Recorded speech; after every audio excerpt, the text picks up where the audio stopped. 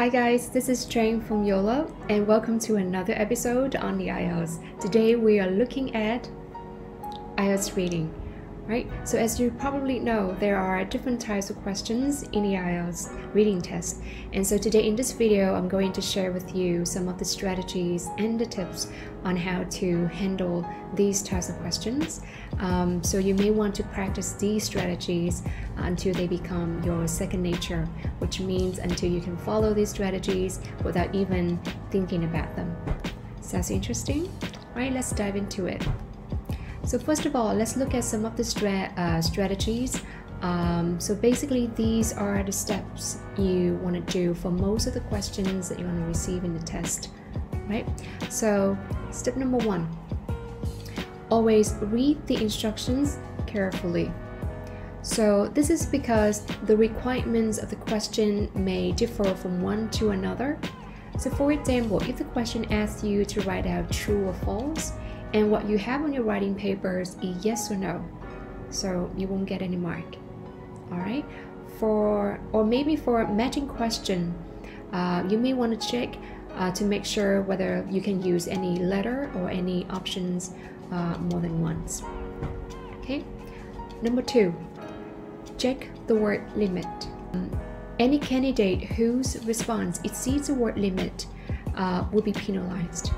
For example, if the question asks you to write down no more than 2 words, and the correct answer is leather jacket, then a leather jacket will be incorrect. Number 3, you may want to read the questions before you try to find the answer.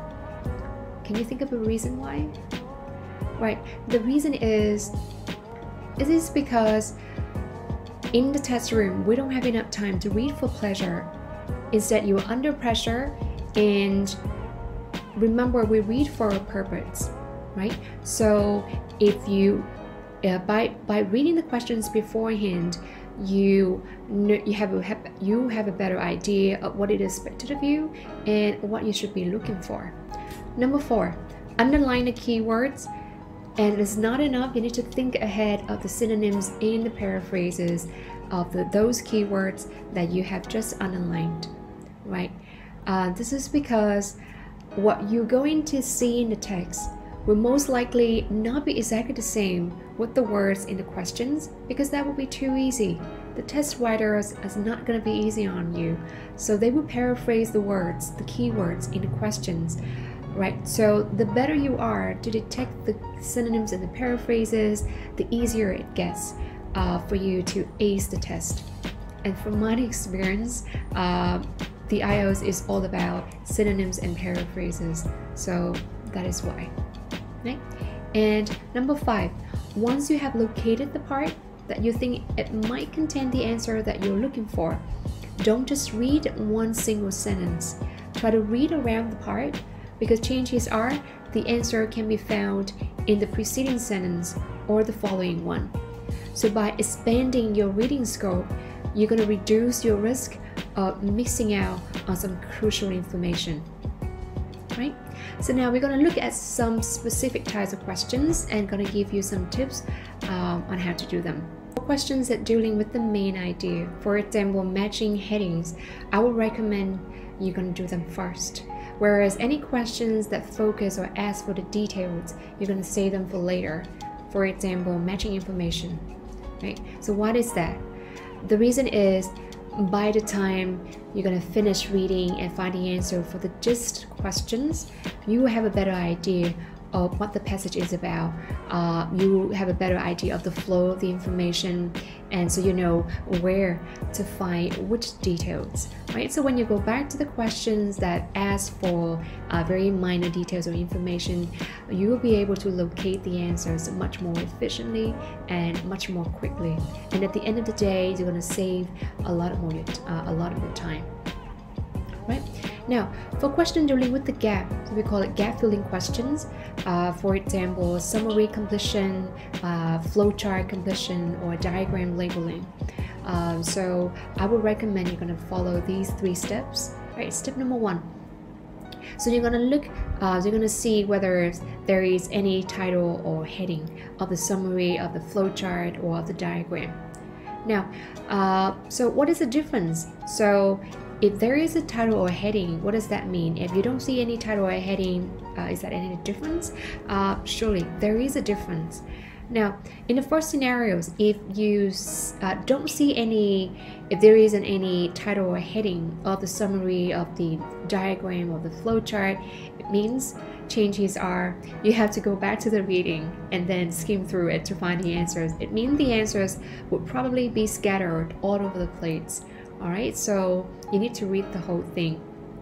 However, if you see there is a title or heading of the summary of the flowchart or the diagram, it means you don't have to read it all.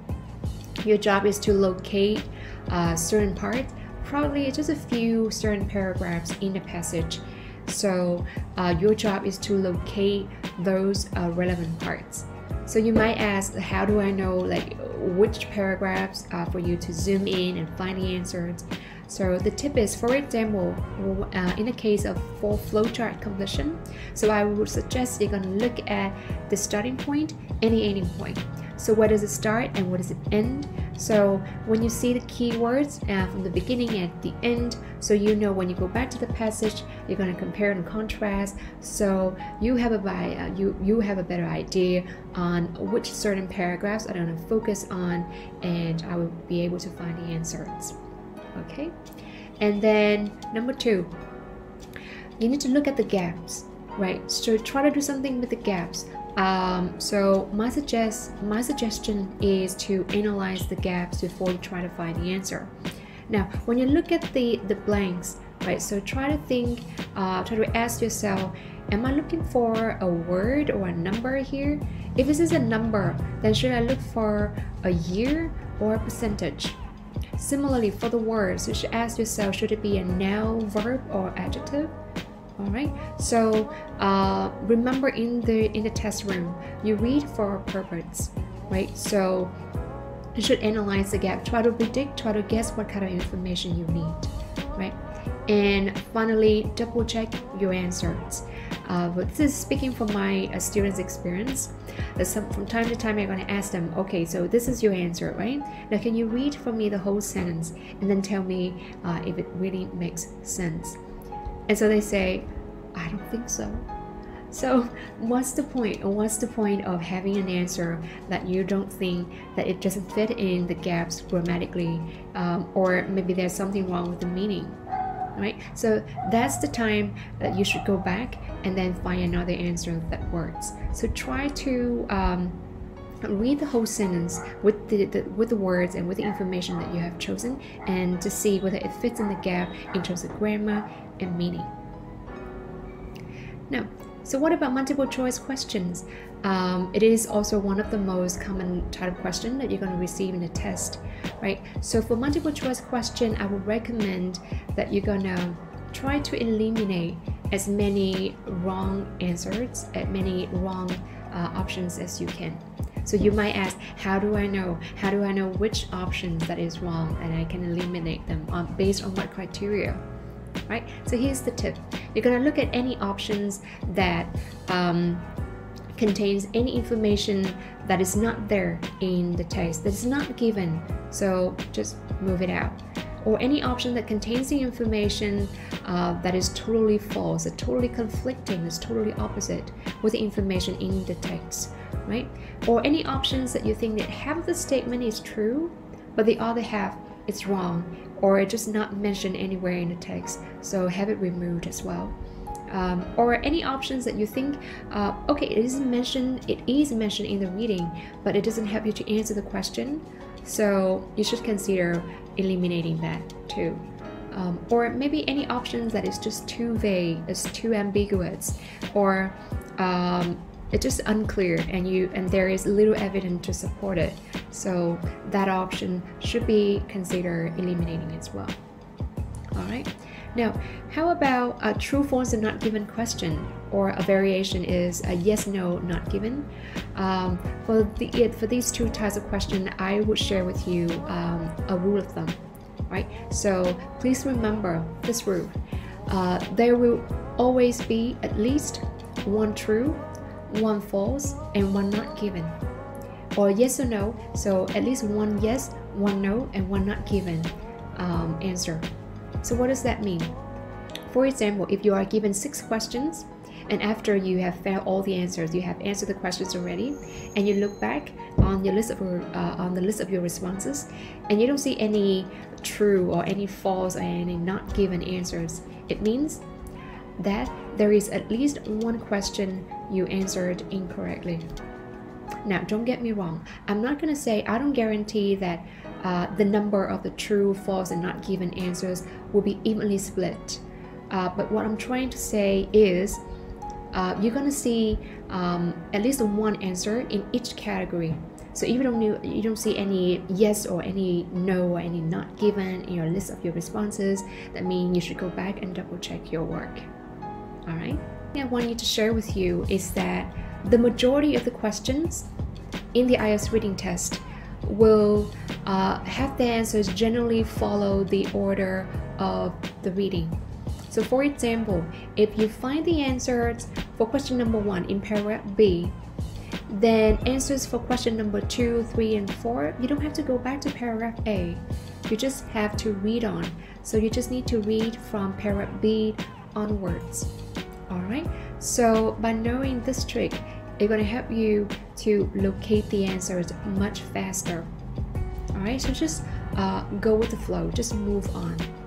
Right, and last but not least, never ever leave a question unanswered, because there are just no penalties for wrong answers. So if you don't know an answer to the question, make sure you make an educated guess and attempt the question. All right, because who knows, you may get it correctly. All right, so make sure that you try them all. Now, some of the students may come up to me and say, but I hate reading. Reading just scares me the most. And so some other student approach me and ask, where can I find some more practice tests, because I've done all the tests in the Cambridge IELTS series already. And just a great many other students are going to speak to me I have done all the tests, loads of practice tests, but I don't see my reading skill improve at all. So what should I do? Right. So here's my advice to help you prepare for the IELTS reading test. Number 1, you may want to read a wide range of materials. So you may go for books, you may go for online newspapers or academic journals. The point is to get yourself familiarized with the language, right? I know it's easier said than done. Because if you're not somebody who enjoys reading that much, if you're not somebody who reads on a frequent basis, then you're going to grow tired of reading really soon. But there's not any other way. You just can't expect your score to improve without putting in some of the work.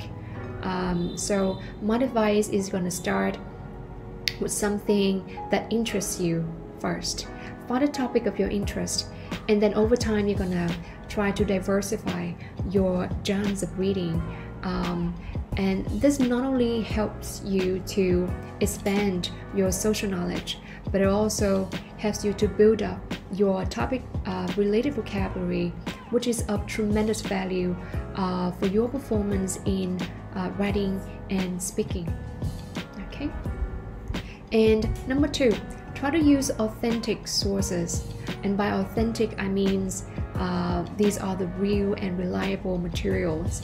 So you might ask, where can I find those real and reliable and authentic sources? So I would recommend these 4 websites: IELTS.org, you see it here, IELTS.org, British Council, IDP, and Cambridge English.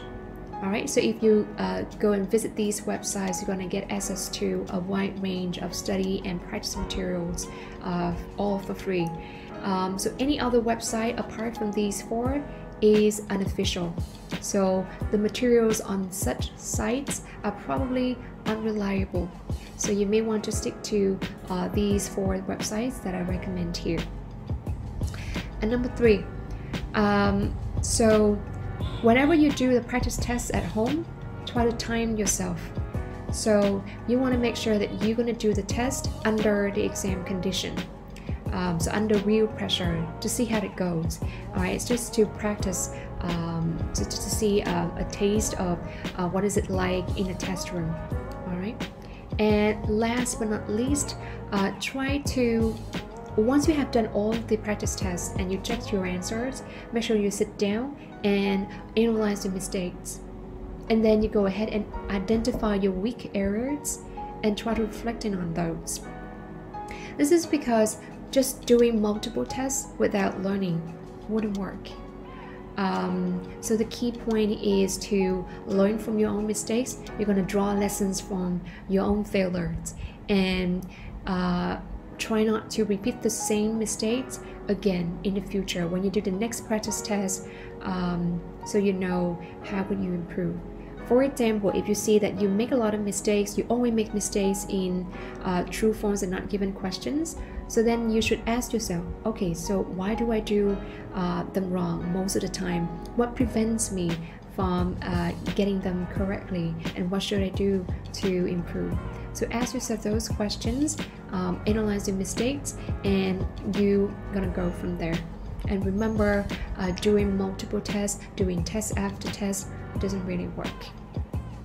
Right, so that's it for today, and thank you very much for joining me. I hope this video is useful to you, and before you leave, please comment down below one key takeaway, one thing that you have learned from this video and you find it useful. And so in the comment section below, so input your key takeaway and include your name, and you get a chance to receive a free placement test code as well as gifts from YOLA. For more information, please contact us. The number down here is 028-6285-8080, or you can visit us at our website at www.yola.vn. Right, so we're going to have many more online lessons like this coming up, so stay tuned, and I can't wait to see you in the next video. Bye.